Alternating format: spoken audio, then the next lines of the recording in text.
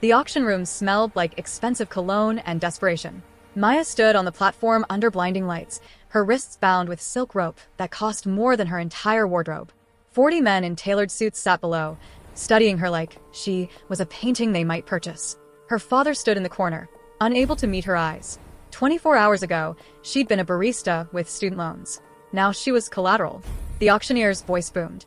"Gentlemen, the starting bid for Miss Maya Chun is 5 million won. Her father's debt totals 30 million. Do I hear? 100 million won." The room went silent. Every head turned toward the back entrance where a man stood in the shadows. Even from this distance, Maya could feel the coldness radiating from him. He stepped into the light, and her breath caught. Sharp jawline, dark eyes that held no warmth, a scar cutting through his left eyebrow. His black suit probably cost more than her father's debt. This was Kang Ji-hoon, the man whose name people whispered like a curse. The Korean Mafia boss who controlled half of Seoul's underground. She'd seen his face on the news once, blurred out during a trial that mysteriously ended with all witnesses disappearing. "Sold," the auctioneer stammered. Ji-hoon walked toward the platform with measured steps. Each footfall echoed in the silent room. When he reached Maya, he lifted her chin with one finger, forcing her to meet his gaze. She expected cruelty, violence, the dead eyes of a killer. Instead, his voice was barely a whisper, meant only for her. "Don't be afraid. I'll keep you safe." Then he turned to address the room, his voice cold again. "Everyone out. Now." Within seconds, the auction house emptied. Even her father scurried away without a backward glance. Ji-hoon cut the silk ropes binding her wrists with a knife that appeared from nowhere. His movements were precise, careful not to nick her skin. "My car is outside," he said. "We have a wedding to attend." "What?" Maya's voice cracked. "I don't even know you. You'll be my wife in 3 hours. The ceremony is already arranged." He started walking toward the exit, clearly expecting her to follow. "Your father's debt dies with this marriage. You'll want for nothing. But there are rules." Maya's legs felt like concrete, but she forced herself to move. What choice did she have? Running would mean her father's execution and probably her own. What kind of rules? You'll learn them soon enough. The wedding happened in a private chapel that smelled like white lilies and fear. No guests. No music. Just a terrified priest who rushed through the vows like his life depended on finishing quickly. It probably did. Ji-hoon slid a diamond ring onto Maya's finger, and she noticed his hands were surprisingly gentle. When the priest announced they could kiss, Ji-hoon simply pressed his lips to her forehead, brief and cold. "We're done here," he told the priest, then guided Maya out to a black limousine with tinted windows. The drive to his estate took 40 minutes. Maya sat as far from him as possible, watching the city lights blur past. Ji-hoon worked on a laptop, his face illuminated by the blue screen glow. She studied his profile, trying to reconcile the terrifying reputation with the man who told her not to be afraid. "Why did you bid so much?" she finally asked. "You could have bought me for 5 million. He didn't look up from his screen. "Would you prefer I'd let one of those other men purchase you?" Park Dong-min was in that room. He goes through wives like tissues. 3 have died under mysterious circumstances. Maya's stomach turned. "So you saved me? I bought you. There's a difference." Now he did look at her, and his eyes were unreadable. "But yes, I suppose I did." The estate was a fortress disguised as a mansion. High walls topped with cameras. Guards at every entrance. The house itself was modern, all glass and steel and cold surfaces. A housekeeper named Mrs. Shin greeted them at the door with a deep bow. "Show her to the west wing," Ji-hoon instructed. "She'll stay in the blue room." "Not your room," Maya asked before she could stop herself. His expression didn't change. "This is a business arrangement. I don't need a wife in my bed. I need your family's connections and your silence about my operations. In return, you get safety, luxury, and freedom within these walls. So, I'm a prisoner. You're protected. Learn the difference." He nodded to Mrs. Shin. "The rules will be explained. Follow them, and we'll have no problems." The blue room was larger than Maya's entire apartment. King-sized bed. Walk-in closet already filled with designer clothes in her exact size. A bathroom with a tub big enough for 3 people. But the windows had bars hidden behind elegant curtains, and the door locked from the outside. Mrs. Shin laid out the rules like she was reading a grocery list. Rule 1. Never enter Mr. Kang's study or bedroom without permission. Rule 2. No phone calls without supervision. Rule 3. All outings require 2 bodyguards minimum. Rule 4. Dinner with Mr. Kang every night at 8, no exceptions. Rule 5. What happens in this house stays in this house. Rule 6. Never ask about his business. Rule 7. If anyone threatens you, tell him immediately. And if I break these rules? Mrs. Shin's expression softened slightly. Don't. He's not cruel, but he's not forgiving either. That first dinner was torture. A table that could seat 20, and just the two of them at opposite ends. Staff served course after course of food Maya was too nervous to taste. Ji-hoon ate in silence, his attention on his phone. She counted the minutes. You're not eating, he observed without looking up. I'm not hungry. You will eat. You're too thin. I'm fine. Now he did look up, and something flickered in his eyes. Annoyance? Concern? Maya, eat. The way he said her name, like a command and a caress at once, made her pick up her fork. She forced down a few bites of bulgogi while he watched. Satisfied, he returned to his phone. Can I ask you something? She ventured. You just did. Why the dinner rule? If this is just business, why do we need to eat together? He set down his phone with deliberate slowness. Because you're my wife now. People will be watching. If we never appear together, they'll assume weakness. Weakness gets you killed in my world. He paused. And because you shouldn't eat alone. No one should. That last part, said so quietly she almost missed it, revealed something. A crack in the armor. Before she could press, he stood. I have work. Mrs. Shin will show you the rest of the house tomorrow. Good night, Maya. He left her alone at that enormous table, and for the first time since the auction, she let herself cry. The days blurred together. Maya learned the mansion's layout, which was really just learning the boundaries of her cage. She could access the library, the gym, the pool, the gardens, but always with guards trailing at a respectful distance. She saw Ji-hoon only at dinner, where he remained polite and distant. Sometimes his phone would ring, and his face would transform into something terrifying, all cold rage and sharp threats. Then he'd hang up and ask her about her day like nothing happened. 2 weeks into the marriage, Maya woke to shouting. She crept to her door and cracked it open. Ji-hoon stood in the hallway, his shirt unbuttoned and stained with something dark. Blood. His second-in-command, a man named Taeyong, was reporting something urgent. The Park family is making moves, Taeyong said. They know about the girl. They're saying you've gone soft, spending 100 million on a woman. Let them talk. Ji-hoon's voice was ice. They might try to use her to get to you. They can try. The threat in those words was unmistakable. Double the security. No one gets within 100 meters of her. Maya's heart hammered. She started to close the door, but it creaked. Both men's heads snapped toward her. Ji-hoon's expression shifted from rage to something unreadable. Go back to bed, he said, his voice gentler than she'd ever heard it. You're hurt. It's not my blood. Somehow that was worse. But Maya found herself walking toward him anyway, some instinct overriding her fear. You should still clean up. You'll get an infection. Taeyong's eyebrows shot up. Ji-hoon stared at her like she'd grown a second head. I'm fine. You're not. You have a cut on your neck. She could see it now, thin but deep, still bleeding slightly. Let me help. Why would you want to help me? Because you're my husband. The words felt strange in her mouth. Even if it's just business, I'd rather you didn't die of sepsis. Something flickered across his face, too quick to identify. He dismissed Taeyong with a gesture and then, to Maya's surprise, nodded toward his study. Fine. The first aid kit is in there. His study was exactly what she'd imagined. Dark wood, leather furniture, weapons mounted on the walls. A desk covered in papers she deliberately didn't look at. Ji-hoon sat in a chair and tilted his head back, exposing the wound. Maya's hands shook as she cleaned it with antiseptic. You don't have to be afraid of me, he said quietly. You just came home covered in someone else's blood. Fair point. A ghost of a smile touched his lips. But I've never hurt someone who didn't try to hurt me first. Or hurt someone I care about. Maya paused, the cotton swab halfway to his neck. Do you care about anyone? The smile vanished. I used to. It's dangerous to care in my line of work. Then why did you really buy me? She applied the bandage with careful pressure.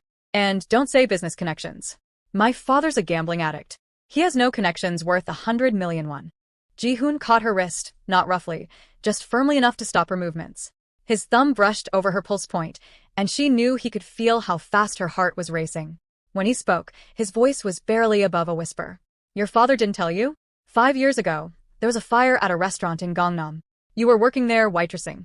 The Park family set that fire to send me a message. You carried a child out through the smoke. Then you went back in for an old man. Then you went back again for a cat. His eyes met hers, and for the first time, they weren't cold. I was watching from across the street. Couldn't intervene without revealing I was there.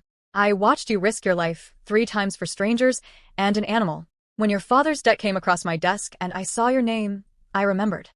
Maya's world tilted. I don't understand. You were brave and kind in a moment when being either could have killed you. Those are rare qualities. When I saw that room full of predators bidding on you like livestock, I couldn't let them have you. His grip on her wrist gentled. So yes, it's business. But it's also because I don't forget people who remind me that goodness exists. Before we continue, can I ask you a question? Where in the world are you watching from? Comment below because we do love to know how far these stories travel, and hit that subscribe button because we've got so much more drama coming your way. Trust me, you don't want to miss what happens next. Maya pulled her hand back, her mind reeling. This man, this terrifying mafia boss, had remembered her from 5 years ago. Had paid a fortune because of one act of kindness. It didn't make sense. Nothing about this made sense. I should go, she stammered. Maya. He stood suddenly too close. Thank you. For this. He gestured to the bandage. You didn't have to. You told me not to be afraid. I'm trying. Something in his expression cracked. For just a moment, he looked lost. Then the mask slammed back into place. Good night. She fled to her room, her heart pounding, and didn't sleep until dawn. The next morning, Maya found a gift outside her door. A small box containing a phone and a note in sharp handwriting. Call whoever you want. The only rule is you stay safe. JH. Rule 2 had just been broken. For her. That night at dinner, the silence felt different. Charged. Maya caught him watching her several times, his expression thoughtful. When she met his gaze, he didn't look away. I've arranged for you to have access to the full estate, he said abruptly. The guards will take you anywhere you want to go. Within reason. Why? Because I don't want you to feel like a prisoner. He set down his chopsticks. And, because you were right. This may be a business arrangement, but you're still my wife. You deserve better than a cage. What changed? He was quiet for a long moment. You asked me if I care about anyone. I've been thinking about that. The answer is complicated. Maya's pulse quickened. Complicated how? Caring about people makes them targets. In my world, everyone you love becomes a weapon someone else can use against you. So I stopped caring. Stopped letting anyone close. He looked at her then, really looked at her, and his eyes held something that might have been regret. But you're already a target just by being here. And I find myself caring whether you're happy or miserable. So we might as well make this bearable for both of us. It wasn't a declaration of love. It wasn't even really an admission of friendship. But it was something. A door cracking open. Thank you, Maya said softly. For the phone. And the freedom. Don't make me regret it. 3 days later, the attack came. Maya was in the garden, reading under a cherry tree, when the first gunshot shattered the afternoon quiet. Her bodyguards immediately surrounded her, but not before she saw men in black pouring over the walls. So many men. Too many. Get her inside. One guard shouted, but they were already surrounded. Then Ji-hoon appeared, seemingly from nowhere, and Maya understood why people feared him. He moved like violence incarnate, every motion precise and lethal. He cut through the attackers with a gun in one hand and a knife in the other, his face blank and terrifying. When one man got too close to Maya, Ji-hoon shot him without hesitation, then kept moving. The fight lasted less than 3 minutes but felt like hours. When the last attacker fell, Ji-hoon turned to Maya. Blood splattered his face and clothes, but his eyes were wild with something beyond rage. Fear. Are you hurt? He crossed to her in 2 strides, his hands running over her arms, her face, checking for injuries. Did they touch you? Tell me. I'm fine, she managed. They didn't. He pulled her against his chest, crushing her in an embrace that stole her breath. She felt him shaking. This man who'd just killed 6 people, without blinking, was trembling. If they'd hurt you, he whispered into her hair, I would have burned this entire city to the ground. Maya's hands came up slowly, tentatively, and wrapped around his waist. He stiffened, then relaxed into her touch. They stood like that for a long moment, surrounded by bodies and the smell of gunpowder, while his heartbeat gradually slowed against her cheek. We need to leave, Taeyong said, appearing with reinforcements. The Park family will send more. The safe house is ready. Ji-hoon didn't let go of Maya. Can you walk? She nodded, and he finally released her, but kept one hand firmly wrapped around hers as they moved toward the waiting cars. His grip was tight enough to hurt, but she didn't complain. Somehow she knew he needed this contact, needed to feel that she was real and whole and here. The safe house was a penthouse apartment across the city. Smaller than the mansion, more modern, with floor-to-ceiling windows overlooking Seoul's glittering skyline. 1 bedroom. 1 bed. I'll take the couch, Ji-hoon said immediately. Don't be ridiculous. That couch is tiny and you're covered in blood. Take a shower. I'll order food. Maya surprised herself with how steady her voice sounded. He looked like he wanted to argue, but exhaustion won. While he showered, Maya ordered room service with shaking hands, her mind replaying the attack. The gunshots. The bodies. The way Ji-hoon had moved. The way he'd held her after. When he emerged in sweatpants and a t-shirt, his hair still damp, he looked almost normal. Almost human. He'd cleaned the blood away, but she could see fresh bruises forming on his arms. Sit, she ordered. Let me see. Maya. Sit. Please. He obeyed, and she examined his injuries with gentle hands. Bruises, a few cuts, nothing serious. But her fingers trembled as she applied ointment to a gash on his shoulder. You don't have to do this, he said quietly. I want to. And she realized it was true. Somewhere between the auction and this moment, something had shifted. He wasn't just her captor anymore. He was something else. Something she didn't have a name for yet. Maya. His hand caught hers again, thumb tracing circles on her palm. I need to tell you something. Her heart stopped. What? The Park family won't stop. Not until I'm dead, or you are. They see you as my weakness now, and they're right. His jaw clenched. I can end this. I can annul the marriage, pay your father's debt, set you up somewhere safe where they can't find you. You can be free. Is that what you want? It's what's best for you. That's not what I asked. Maya turned her hand over, linking their fingers. Do you want me to leave? The silence stretched. His eyes searched hers, looking for something. Finally, he spoke, and his voice cracked on the words. No. God help me, no. I want you to stay. I want to come home to you every night. I want to hear about your day over dinner. I want to protect you and keep you safe, and he stopped, looking almost surprised by his own admission. I care about you, Maya. More than I should. More than is smart or safe. And it terrifies me. Maya's breath caught. This man, this dangerous, powerful man, was afraid. Of her. Of feelings. Of caring. I'm scared too, she whispered. But I don't want to leave. His free hand came up to cup her face, thumb brushing her cheekbone. You should. You really should. Probably.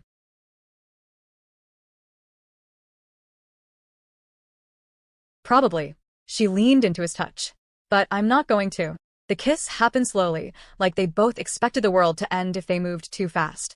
His lips were soft against hers, questioning, giving her every chance to pull away. When she kissed him back, his hand slid into her hair, and he made a sound low in his throat that sent heat racing through her veins. When they finally broke apart, both breathing hard, Ji-hoon rested his forehead against hers. I don't know how to do this, he admitted. How to be a real husband. How to let someone in. Then we'll figure it out together. Maya smiled. We've got time. Do we? His voice turned grim. The Park family, will we deal with? Together. You're not alone anymore, Ji-hoon. Neither of us are. He kissed her again, deeper this time, and when he lifted her into his arms and carried her to the bed, Maya didn't protest. They crossed a line that night, tangled in expensive sheets while the city sparkled below. He was surprisingly gentle, treating her like she might break, whispering her name like a prayer. After, as they lay in the darkness with her head on his chest, listening to his heartbeat, Maya finally asked the question that had been burning in her mind. Those first words you said to me at the auction. Don't be afraid. I'll keep you safe. Did you mean them? His arms tightened around her. Every word. From the moment I saw you on that platform, I knew I'd burn the world down before I let anyone hurt you. That's terrifying and romantic at the same time. She felt him smile against her hair. Welcome to my world. If you're enjoying this story, smash that like button and drop a comment telling us what you think will happen next. Will they survive the Park family's attacks? Will their marriage become something real? Subscribe so you don't miss part 2, because things are about to get even more intense. Trust me, you won't want to miss what happens next. The morning after changed everything. Maya woke wrapped in Ji-hoon's arms, sunlight streaming through the penthouse windows. For a moment, she let herself pretend this was normal. That she was just a woman waking up next to the man she was falling for, not a purchased bride married to a mafia boss with a target on her back. Ji-hoon stirred, his eyes opening slowly. When he saw her watching him, something vulnerable crossed his face before he could hide it. Good morning. Morning. Maya traced the scar through his eyebrow. How'd you get this? My father. When I was 16. He said it casually, but his jaw tightened. He was teaching me a lesson about respect. Your own father did this? He did worse. Ji-hoon caught her hand, pressing a kiss to her palm. But that's a story for another day. Right now, I need to deal with the Park family before they strike again. Maya's stomach twisted. What are you going to do? What I should have done months ago. End this. He sat up, already reaching for his phone. The warmth from moments ago vanished, replaced by cold calculation. Taeyong, I need locations on all Park family holdings. Every business, every safe house, every warehouse. We move tonight. Ji-hoon, Maya started. He looked at her, and his eyes held an apology. I know what you're going to say, but they came into my home. They threatened you. In my world, that has only one answer. Death. War. He kissed her forehead. Stay here. Don't leave this apartment. I'll have guards outside the door. How long will you be gone? As long as it takes. He was already dressing, strapping on a shoulder holster. Mrs. Shin will bring you anything you need. There's food in the kitchen, books in the study. Maya grabbed his arm. Be careful, please. Something in his expression softened. He cupped her face and kissed her, slow and deep, like he was memorizing the taste of her. I'll come back to you. I promise. Then he was gone, and Maya was alone with her fear. The hours crawled by. Maya tried to read, to watch TV, to distract herself. But every news alert made her jump. At 6 p.m., the first report started coming in. Explosions at a Park family warehouse. Gunfire in Gangnam. Multiple casualties. The news anchor spoke in grave tones about gang violence escalating to unprecedented levels. Maya's phone rang. Unknown number. Her hands shook as she answered. Mrs. Kang. The voice was smooth, cultured, terrifying. My name is Park Dongmin. I believe you know who I am. The man Ji-hoon had saved her from at the auction. Maya's blood turned to ice. How did you get this number? I have my ways. Your husband is currently destroying my family's operations. Very thorough, very brutal. I'm impressed. He paused. But he's forgotten something important. He's forgotten that you're all alone in that pretty penthouse on the 32nd floor. Maya's heart stopped. You're lying. Am I? Look out your window. See that black van across the street? Those are my men. The guards outside your door? Already dead. I wanted to give you a sporting chance, Mrs. Kang. You have 5 minutes to hide before we come in. Consider it a gift. The line went dead. Maya ran to the door and yanked it open. Both guards lay in pools of blood, throats cut. Silent kills. Her scream caught in her throat. She slammed the door and locked it, knowing it wouldn't hold. Her hands fumbled with her phone, calling Ji-hoon. It rang once, twice, 3 times. Maya? His voice was tight with tension. What's wrong? They're here. Park's men. They killed the guards. They're coming for me. The words tumbled out in a rush. He called me. He said 5 minutes. Where are you in the apartment? Living room. Bedroom. Now. There's a panic room in the closet, behind the mirror. Code is your birthday. Go. I'm 10 minutes away. His voice turned deadly calm. Maya, listen to me. Get in that room and don't open it for anyone but me. Do you understand? Yes. She was already running. I'm coming for you. Hold on. Maya found the panic room exactly where he said. She punched in the code with shaking fingers and stumbled inside just as she heard the apartment door explode inward. The panic room sealed shut with a hydraulic hiss. Steel walls. Reinforced door. A single screen showing security camera feeds. She watched Park's men swarm into the apartment, at least 8 of them, all armed. They searched methodically, overturning furniture, checking every room. One of them stopped in front of the bedroom closet. He was smiling. Maya's breath came in short gasps. The man reached for the mirror. His fingers traced the edge, looking for the seam. Any second now, he'd find it. The screen showed another camera feed. The building's lobby. Ji-hoon burst through the entrance, Taeyong and 6 men behind him. He moved like death itself, shooting anyone who got in his way. The elevator would take too long. He hit the stairwell at a dead run. In the bedroom, Park's man found the panic room entrance. He knocked on the mirror, grinning at the camera. Come out, little bird. Make this easy. Maya pressed herself against the back wall. The door could withstand gunfire, Ji-hoon had said. But for how long? The man raised his gun and fired 3 shots at the lock mechanism. The door shuddered but held. He fired again. Again. The lock sparked. On another screen, Ji-hoon reached the 20th floor. Still 12 floors to go. He was taking stairs 4 at a time, but he wouldn't make it. Not in time. The panic room door groaned. One more shot, and the lock would fail. Maya looked around desperately. The room contained emergency supplies. Water. First aid kit. And, in the corner, a gun with a full magazine. She'd never fired a weapon in her life. Her hands trembled as she picked it up, the weight foreign and terrifying. The lock broke. The door swung open. Park's man stepped inside, his smile widening when he saw her cornered. There you are. Boss wants you alive, but he didn't say unharmed. Maya raised the gun. Stay back. He laughed. You won't shoot. You're not like us. You're soft. Weak. He took a step forward.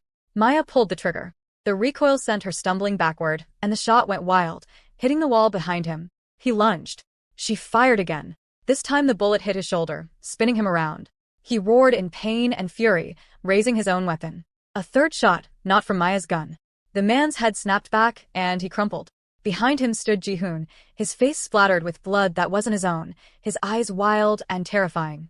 He lowered his gun and crossed to Maya in 2 strides, pulling her against him so hard she couldn't breathe. "You're okay. You're okay." He repeated it like a mantra, his hands running over her, checking for injuries. "Did he touch you?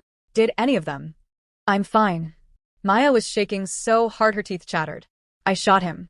I actually shot him." "You did perfect." Ji-hoon cupped her face, forcing her to look at him. "You survived. That's all that matters." He kissed her forehead, her cheeks, her lips. "I thought I'd lose you. When you called, when I heard the fear in your voice, I thought." His voice broke. "I can't lose you, Maya. I can't." Taeyong appeared in the doorway. "The building's secure. All Park's men are down. But boss, we got a problem. Park Dongmin himself is in the lobby. He wants to talk." Ji-hoon's expression went glacial. "He wants to talk. After sending men to kill my wife." He looked at Maya. "Stay here. Don't come downstairs." No. Maya grabbed his arm. "I'm coming with you." "Absolutely not. He called me." He threatened me. "I deserve to face him." She met his eyes steadily. "And you need me there." "Why?" "Because you're about to do something you can't take back, and you need someone to remind you who you are. Someone to pull you back if you go too far." She touched his face gently. "Let me be that person. Please." For a long moment, he just stared at her. Then he nodded slowly. "You stay behind me. Always." The lobby looked like a war zone. Bodies. Bullet holes. Shattered glass. Park Dongmin stood in the center of the carnage, flanked by 4 guards, looking completely unconcerned. He was older than Ji-hoon, maybe 50, with silver hair and a smile that never reached his eyes. When he saw them approach, his smile widened. "Kang Ji-hoon. And the lovely Mrs. Kang. I'm so glad you could join us."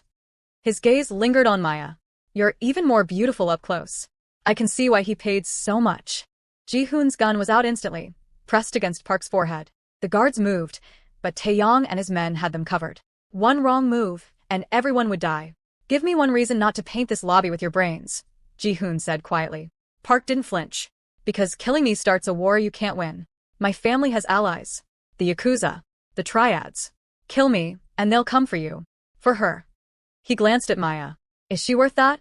Worth watching her die slowly when my allies take their revenge? You think I'm afraid of war? I think you're afraid of losing her.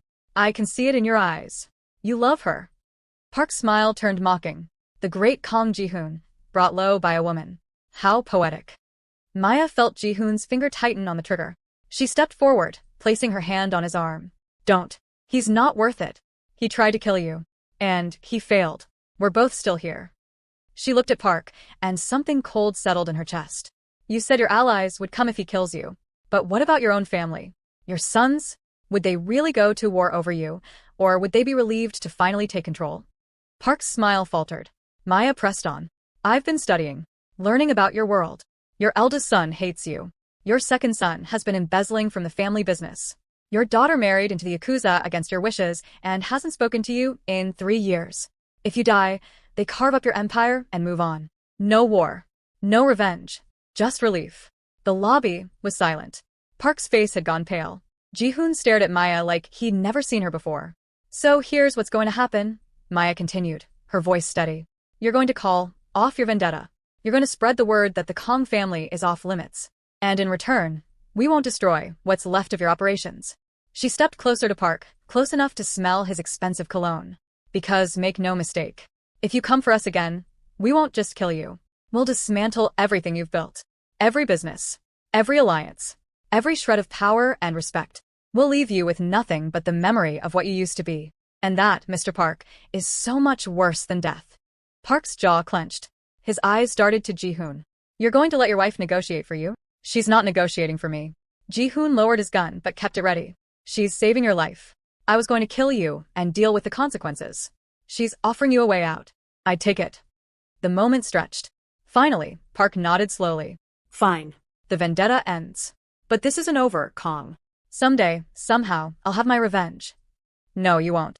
Maya's voice was soft but certain. "Because you're a coward who sends men to do his killing. And cowards always lose in the end." Park's face flushed red, but he said nothing. He gestured to his guards and they left, walking through the blood and bodies without looking back. The second they were gone, Ji-hoon turned to Maya. What you just did was incredibly stupid and reckless, and I'm shaking so hard I might pass out. Maya's knees buckled. Ji-hoon caught her, lifting her into his arms. Did it work? Is it over? For now. He carried her to the elevator. Where did you learn all that about Park's family? Mrs. Shin. She knows everything about everyone. I asked her to teach me about your world, about the players and politics and power structures. Maya rested her head on his shoulder. I figured if I'm going to be your wife, I should actually understand what that means. In the elevator, Ji-hoon set her down but kept his arms around her. You faced down one of the most dangerous men in Seoul without flinching. You shot an attacker. You negotiated a peace treaty. All in one night. He tilted her chin up. Who are you, Maya-chin? Your wife. Apparently a real one now.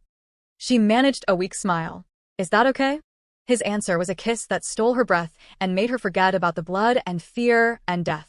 When he pulled back, his eyes held something that looked like awe. More than okay. You're extraordinary. Terrifying and brilliant and completely insane, but extraordinary. Back in the penthouse, after the bodies were removed and the damage assessed, they stood in the bedroom where Maya had nearly died. Ji-hoon couldn't stop touching her, like he needed constant confirmation that she was real and whole and alive. I have to tell you something, he said quietly, about why I really remembered you from that fire. Maya waited. I was there that night because I'd planted a bomb in the restaurant. It was Park family territory, and I wanted to send a message. I set it to go off when the place was closed, but someone changed the timer. His voice roughened. I saw you go in, saw the place catch fire. I was going to let it burn. Let everyone inside die. It would have sent an even stronger message. Maya's breath caught. But you didn't. Because of you.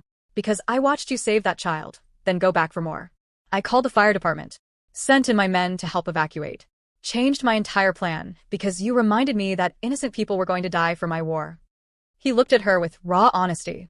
You saved those people, Maya. But in a way, you saved me too. Reminded me I was still human. Still capable of caring about something other than revenge and power. Tears pricked Maya's eyes. That's why you bit on me. Not just because you remembered. Because you owed me. Because I couldn't let you suffer for your father's mistakes when you'd spent your life helping others. Because the thought of someone like Park owning someone like you made me physically sick. Because he stopped, swallowed hard. Because even then, I think some part of me was already falling for you. You barely knew me. I knew enough. I knew you were brave and kind, and everything I wasn't. I told myself I was saving you. But maybe I was hoping you'd save me instead.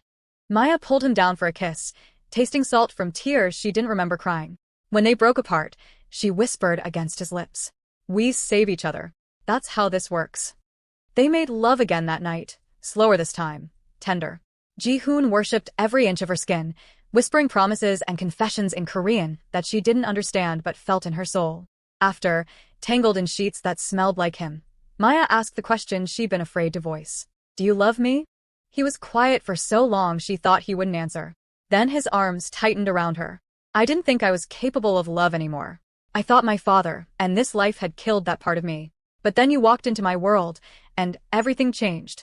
The way you look at me, like I'm worth saving. The way you stood up to Park tonight. The way you trust me even when I'm covered in blood. He pressed a kiss to her hair. So yes, Maya. I love you. Desperately. Completely. In a way that terrifies me because loving you means I have something to lose again. I love you too. The words felt right, natural. I tried not to. Tried to keep distance between us. But somewhere between the auction and now, you stopped being my captor and became my home. Some home. Blood and bullets and constant danger. My home, she insisted. I'm not going anywhere. Even though staying means living in my world, means learning to accept what I do. I accept that you're not a good man by normal standards. But you're a good man by the standards that matter. You protect people who can't protect themselves. You honor your word. You love fiercely when you let yourself love at all.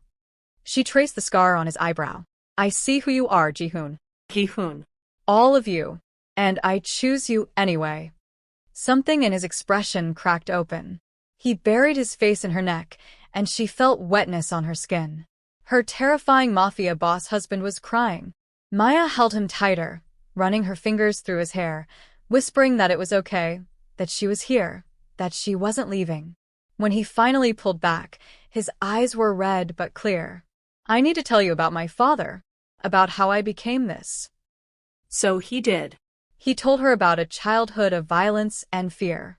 About a father who ruled through terror and taught love was weakness. About watching his mother die because she dared to show him affection in front of his father. About taking over the family business at 19 and vowing never to become his father, only to find himself walking the same dark path. Until you, he finished. You make me want to be different. Better. You make me think maybe there's still hope for redemption. There is, Maya said firmly. We'll find it together. The next morning, Ji-hoon made a decision. He called a meeting with his top lieutenants and announced plans to legitimize parts of the business. Clean money. Legal operations. A slow transition out of the darkness. Some of his men resisted. Some called him weak. But when Maya stood beside him at that conference table, her hand in his, they saw something that changed their minds. They saw their boss in love. They saw him willing to change for her. And more importantly, they saw her willing to stand with him through the change. Taeyong approached Maya after the meeting. Thank you, he said simply. For what? For giving him a reason to want something better. I've known him since we were kids. I've never seen him look at anything the way he looks at you. Taeyong smiled. You're good for him. For all of us. 6 months later, Maya stood in the garden of their rebuilt estate, her hand resting on her still flat stomach. Ji-hoon came up behind her, wrapping his arms around her waist and pressing a kiss to her neck. Are you sure? He asked for the 10th time that day. The test was positive. I'm sure. A baby. Wonder filled his voice. We're having a baby. Are you scared? Terrified. I don't know how to be a father. What if I'm like him? What if I mess this up? Maya turned in his arms, cupping his face. You won't be like him. You know what not to do. And you won't be doing this alone. We're partners, remember? In everything. Partners, he repeated, then smiled. My extraordinary wife and soon-to-be mother of my child. How did I get so lucky? You paid 100 million won at an auction. Best investment I ever made. He kissed her, soft and sweet. I love you, Maya Kang. I love you too, my ruthless billionaire husband. He laughed at the old joke. Not so ruthless anymore. No, she agreed, resting her head on his chest. Now you're just mine. They stood like that as the sun set over Seoul, two people who'd found each other in the darkest circumstances and built something bright. The road ahead wouldn't be easy. There would be more threats, more challenges, more moments when the past tried to drag them back down. But they would face it all together. The Mafia boss who learned to love, and the brave woman who taught him how. If you made it this far, you're amazing. Drop a comment and tell us what you thought of Ji-hoon and Maya's story. Did the ending satisfy you? What would you want to see if we continued their story? Don't forget to hit that like button and subscribe because we've got so many more incredible stories coming your way. Thank you for watching, and remember, sometimes the most unexpected love stories are the ones worth telling. See you in the next one.